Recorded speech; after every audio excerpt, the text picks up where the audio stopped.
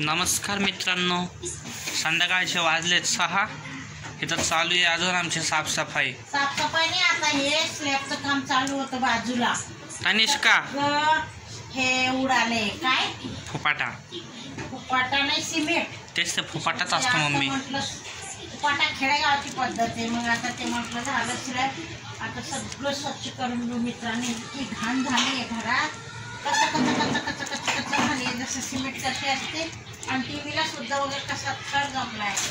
आमची घरात काय होते काय माहिती. एक स्लॅब झाला की दुसरा चालू उभारली.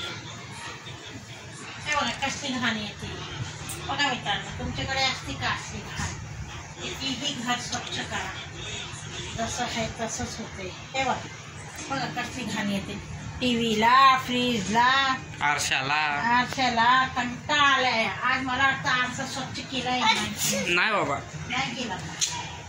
मला तर वेळच भेटत नाही कधी स्वच्छ करा आणि कधी काय करा.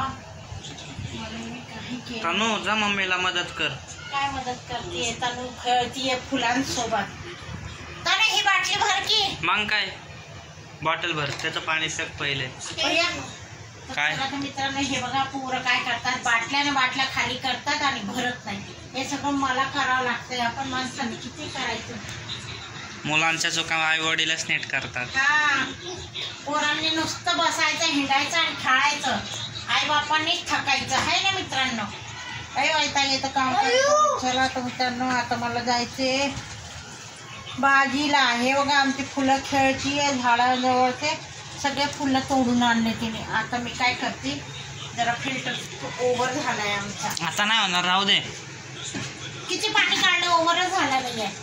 शिवांशीने आज कामं करून ठेवला. फिल्टर पाणी ती म्हणते सोड ना मम्मी, कशाला उगाच. काम मोडू आमचे मुलं. काम करत नाही आणि जो करतो त्याला पण म्हणतात करू नका. असं चाललंय मित्रांनो. तर हे बघा माझी चालू आहे. आणि गरमी ते मरणाची गरम होते. बापरे, पाऊस पडे ना. देवाला काय बोलावं की पाऊस पडू दे बाबा. मित्रांनो, कपडे चेंज करते आणि मार्केटला जाते. भाजीपाला काही नाही आहे, भाजी आणते. चला मित्रांनो, भेटूया पुढच्या ब्लॉगमध्ये.